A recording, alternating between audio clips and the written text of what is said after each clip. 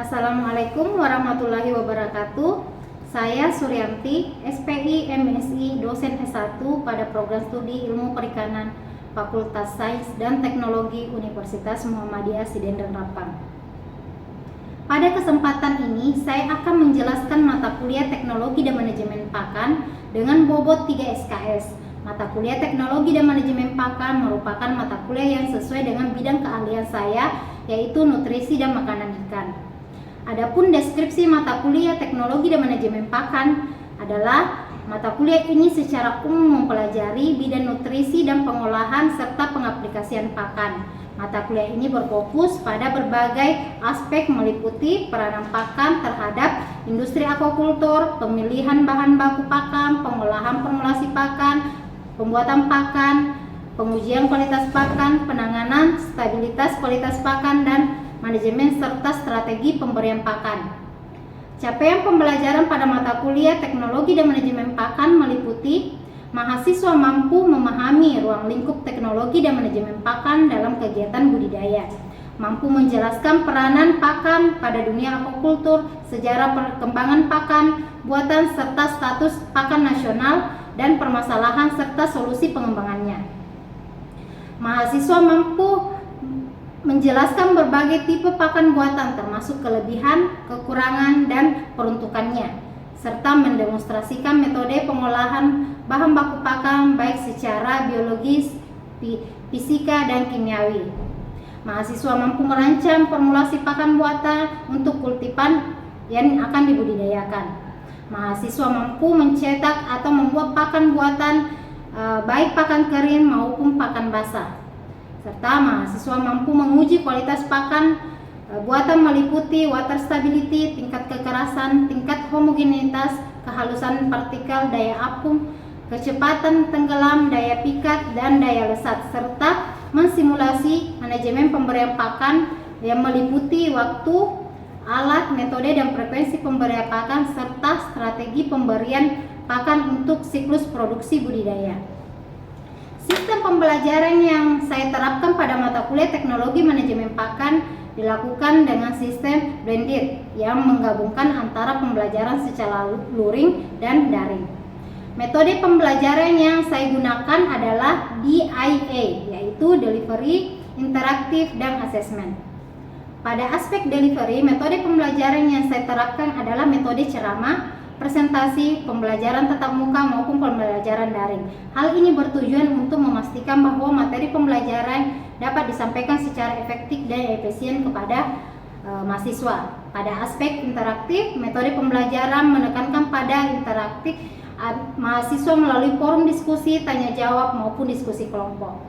Di sini saya memberikan sebuah topik permasalahan atau studi kasus tentunya dalam bidang nutrisi dan pembuatan pakan untuk mereka diskusikan. Tujuannya adalah untuk memastikan bahwa mahasiswa dapat berpartisipasi, berpikir kritis, serta aktif dalam proses pembelajaran, serta dapat saling berbagi pengalaman dan pengetahuan.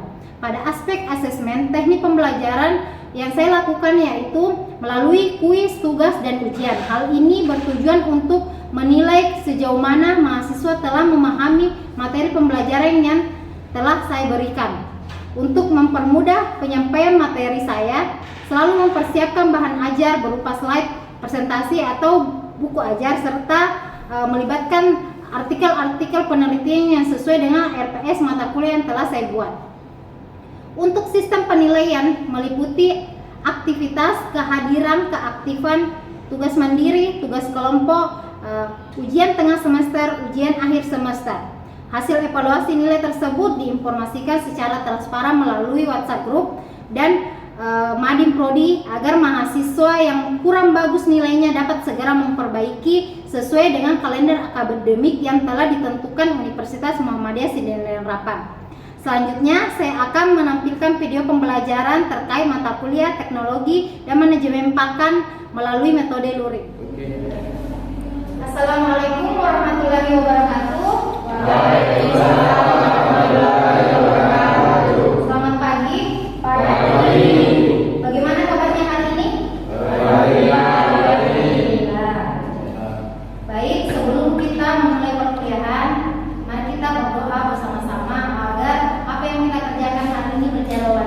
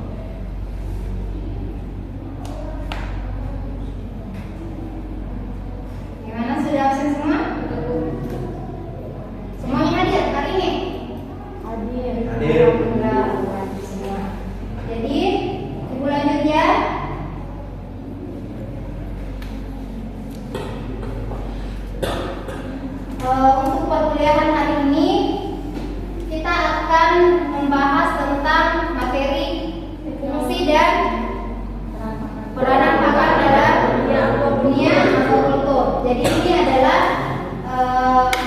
materi yang akan kita bahas pada pertemuan ketiga. Selanjutnya, berikut adalah capaian pembelajaran yang akan kita capai atau tuju pada pertemuan ketiga ini. Jadi, adapun capaian pembelajarannya yaitu mahasiswa mampu memahami, menjelaskan fungsi dan peranan pakan pada dunia agrikultur. Jadi di sini kita akan membahas apa sih fungsi dari pakan tersebut, terus apa peranannya dalam dunia agrikultur. Ini apakah kita mau bertanya, ada yang masih ingat terkait dengan materi minggu lalu? Ya, silakan beliau. Baik, sedikit saya menjelaskan tentang teknologi dan manajemen pakan. Ialah suatu ilmu yang mempelajari tentang jenis dan sumber pakan ikan, jenis dan sumber bahan pakan, formulasi pakan ikan, serta teknologi pembuatan pakan. Dalam budidaya organisme, kita juga mempelajari tentang nutrisi pakan serta cara pemberian pakan yang baik. Oke, itu saja. Ada yang lain? Silakan, Linda. Pakan buatan dapat diartikan sebagai pakan yang berasal dari beberapa olahan pakan yang memenuhi nutrisi yang dibutuhkan. Pakan buatan dapat kita temui di pasar berupa pelet. Oke, jadi semuanya sudah mengerti ya, atau masih mengingat tentang materi. Selanjutnya terkait dengan pakan perikanan. Jadi bisa kalian lihat di sini pengertian dari pakan itu apa. Jadi pakan yang digunakan untuk memberikan nutrisi bagi ikan, udang ataupun hewan air lainnya yang dipelihara oleh manusia. Jadi pakan ini peruntukannya kalau untuk dalam perikanan kebetulannya untuk organisme budidaya, ya, bukan untuk kucing. Beda lagi untuk pakan ternak itu, ya. Terus pakan terdiri atas dua jenis. Ada yang tahu?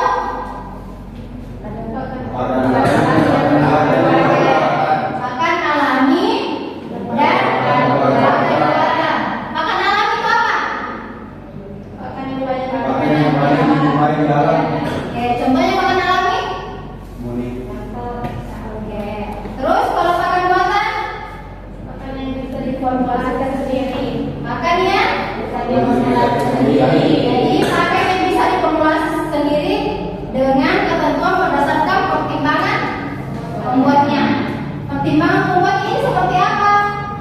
Jadi di sini pertimbangan pembuatnya itu harus mempertimbangkan di mana pakan ini peruntukannya untuk apa, organisme yang diberikan seperti apa, terus kebutuhan nutrisinya itu seperti apa, ya. Jadi di sini ketersediaan tidak terbatas. Maksudnya di sini apa?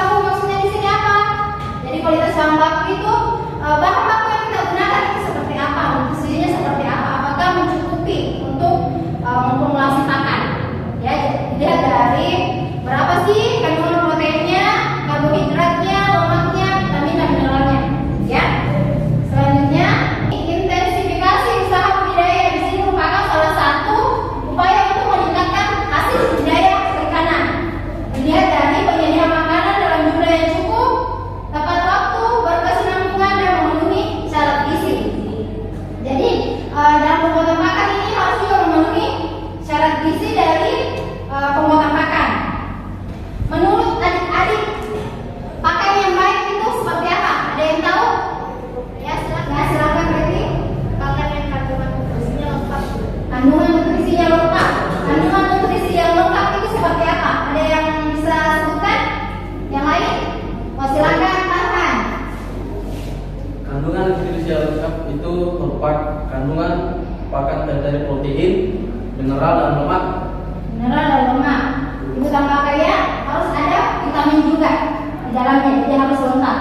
Jika tidak ada vitaminnya, itu merupakan salah satu kekurangan dari pakan. Oke? Ibu lanjut. Fungsi utama pakan ikan. Ada yang bisa sebutkan apa sih fungsi utama dari pakan ikan? Ya silakan Markan.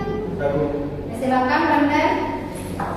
Fungsi utama pakan ikan digunakan untuk pertumbuhan ikan dan kelangsungan hidup ikan. Oke, baik, terima kasih. Jadi fungsi dari pakan ikan itu sebagai sumber energi.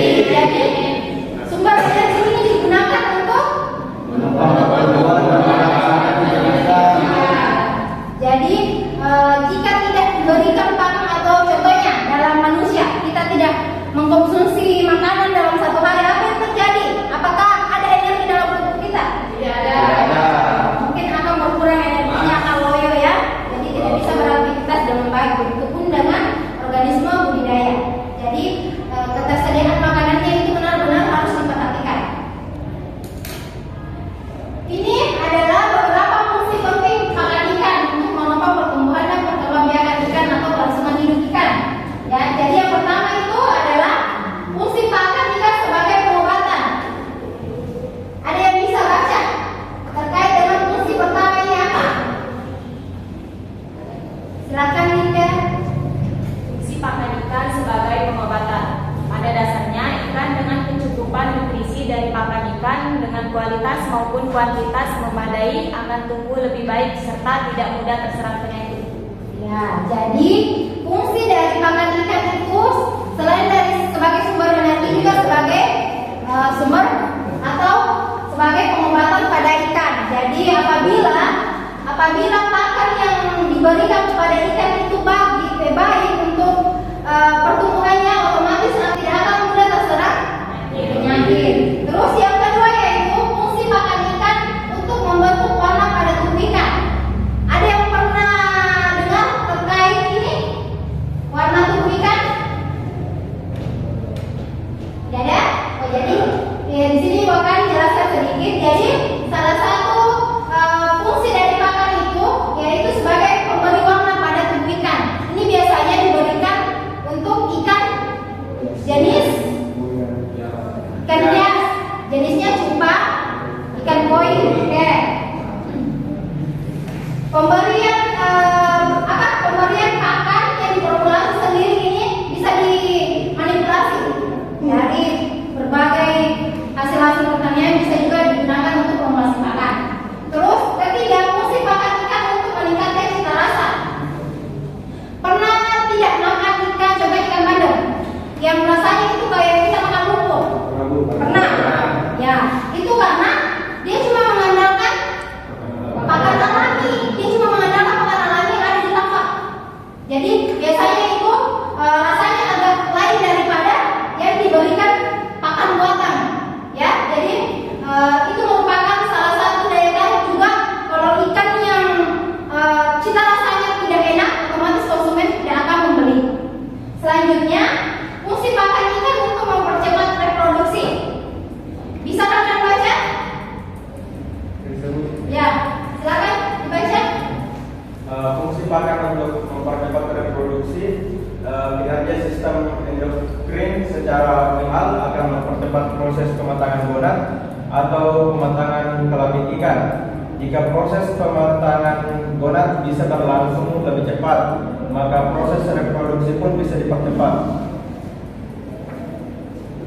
Oke, bagus. Jadi dari fungsi dari keempat ini yaitu fungsi pakan ikan untuk mempercepat reproduksi itu biasanya lebih diperuntukkan untuk kegiatan pembenihan ya. Jadi bagaimana agar indukan ini cepat matang gonad. Jadi bisa cepat menetas telurnya. Oke, selanjutnya budidaya ikan nila menggunakan pupuk pelet di Sulawesi Selatan. Jadi kita tahu Ikan nila itu sangat populer di Sulawesi Selatan, khususnya di daerah Pangkep. Jadi Pangkep dan Sidrap ini kebanyakan membudidaya ikan nila. Ikan nila kan peruntukannya bukan cuma untuk ikan air tawar, tapi bisa juga digunakan atau dibudidayakan di air payau. Jadi yang paling banyak ini dari hasil yang Ibu lakukan di Pangkajene itu atau Kabupaten Pangkajene dan Kepulauan itu paling banyak membudidayakan ikan nila, pander, dan udang faname. Kan itu merupakan organisme air payau. Dan untuk organisme air tawar itu berupa ikan nila banyak digunakan di Sidrap atau banyak dibudidayakan di Sidrap. Jadi banyak sekali Ibu dapatkan, contohnya di daerah Pulau itu banyak sekali yang membuat kolam untuk budidaya ikan nila. Sudah banyak lahan-lahan yang digali untuk membuat wadah untuk budidaya ikan nila. Ya. Selanjutnya bisa kalian lihat di sini, ini merupakan media atau salah satu media dari kegiatan budidaya ikan yang ada di Sulawesi Selatan ataupun di Indonesia kebanyakannya. Jadi yang pertama itu menggunakan kolam. Terus yang kedua di Sidrap, di Kabupaten Sidrap ini apakah kalian pernah melihat kolam seperti ini? Di daerah mana? Belum. Terus yang dibudidayakan itu apa? Yang dipelihara? Nila. Nila. Oke. Selanjutnya kontrol. Kegiatan kontrol dalam budidaya itu ada yang tahu kenapa kita harus melakukan kontrol atau sampling dalam kegiatan budidaya? Kontrol itu apa? Mengecek Mengecek apa? berat ikan, air, Dan makan. oke, jadi kegiatan yang dilakukan bapak-bapak ini, dia menimbang ikannya. Berapa sih berat ikan sekarang?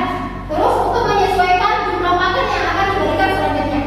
Itu tujuannya, jangan sampai kita tidak melakukan sampling, kita memberikan pakan apakah yang biasanya dari awal itu 2 kilo per pemberian pakan, tetap dilakukan sampai 4 bulan itu bakalan terhambat juga ke pertumbuhannya. Jadi kita harus menyesuaikan bobot ikan yang saat itu. Jadi makanya ada kegiatan sampling untuk menentukan berapa sih jumlah pemberian pakan selanjutnya yang saya berikan kepada organisme budidaya saya. Oke, mengerti? Bisa dipahami? Ini merupakan video dari kegiatan sampling. Kan kalau menggunakan wadah seperti ini yang terlalu luas, otomatis kita tidak bisa mengambil dengan menggunakan tangan, harus menggunakan jala untuk mengambilnya. Dan sekarang ini akan dilakukan sampling nantinya, ya.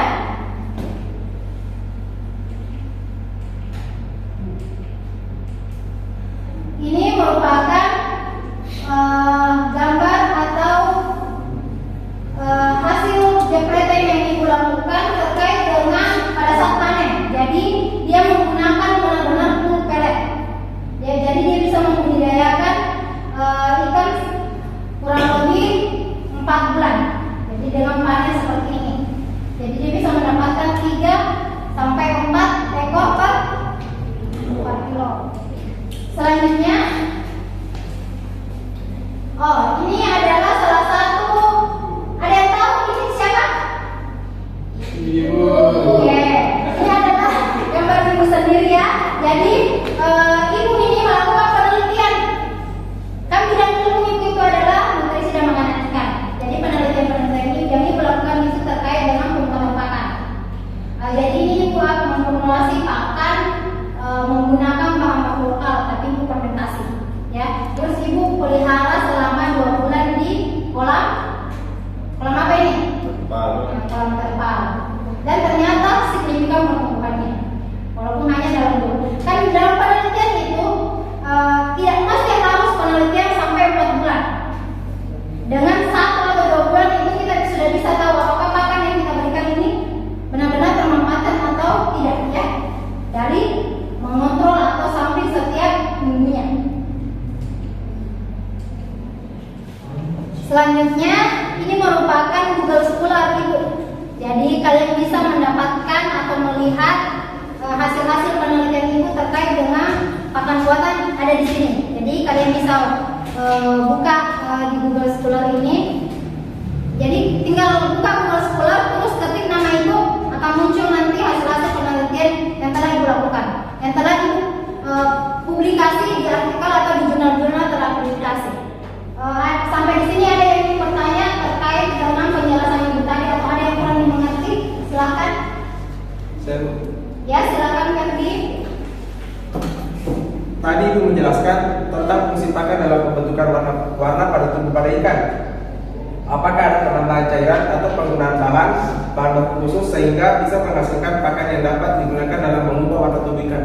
Oke, terima kasih. Ya, terima kasih atas pertanyaannya terkait dengan apakah ada cairan yang dicampurkan ke pakan sehingga bisa mengubah warna dalam tubuh ikan.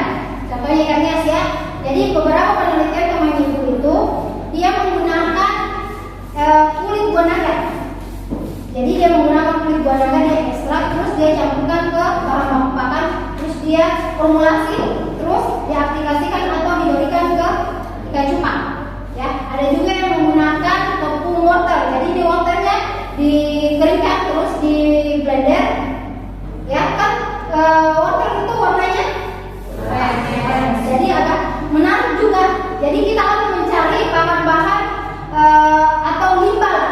Lebih bagusnya limbah kan, kalau kulit buah naga kan, contohnya kulit buah naga kan cuma isinya yang dimakan.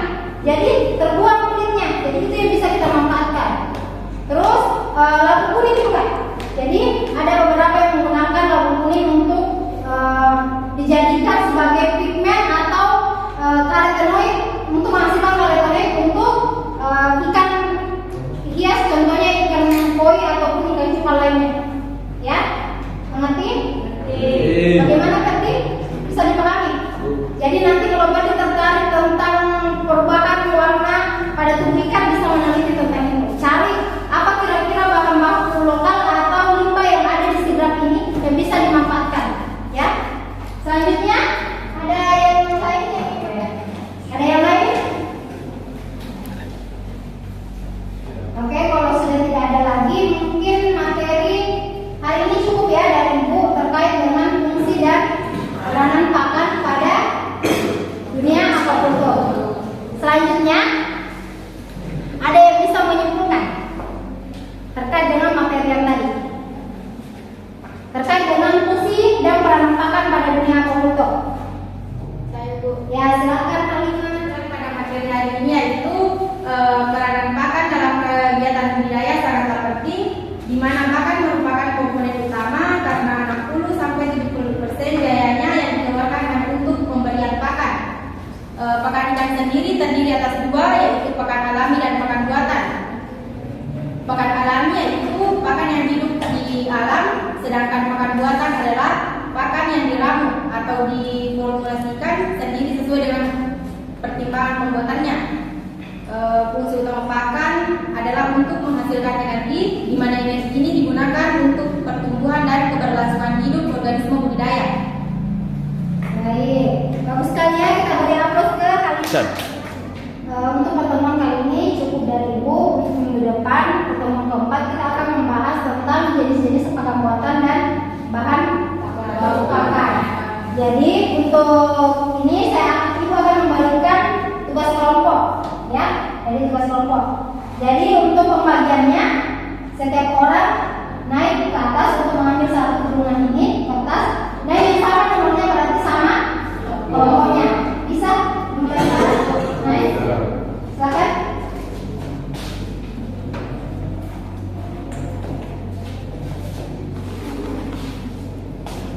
Silakan kalian. Dari semua sudah dapat? Sudah. Jadi nanti silakan berdiskusi kembali ya, berkelompok, mencari teman-teman kelompoknya dan membuat materi terkait dengan untuk kelompok 1 membahas tentang jenis-jenis pakan buatan. Silakan dicatat untuk kelompok 1 yang sudah dapat nomor 1 tadi, silakan dicatat. Jadi materi yang akan dibawa kelompok 1 itu jenis-jenis pakan buatan. Untuk kelompok 2 itu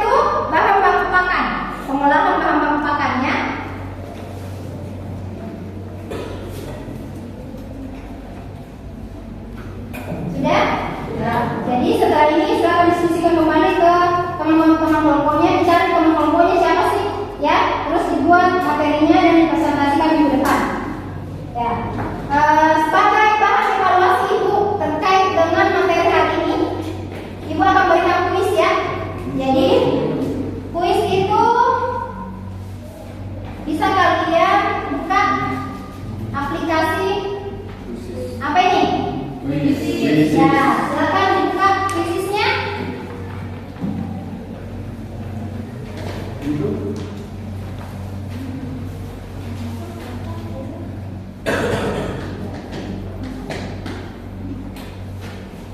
dibuka semua?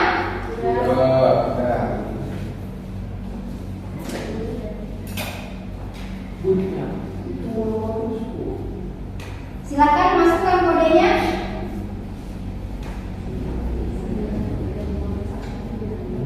Oke, tadi kita sudah menyaksikan atau mengerjakan kuis yang telah Ibu berikan, dan ternyata alhamdulillah sudah dipahami semua terkait dengan materi yang telah Ibu ajarkan. Untuk pertemuan ini Ibu cukupkan, sampai bertemu minggu depan. Tetap jaga kesehatan ya. Semoga kita tetap diberi kesempatan untuk bisa berkumpul atau bertemu minggu depan. Amin. Oke, bila bisa didengar, astagfirullah khairat. Assalamualaikum warahmatullahi wabarakatuh.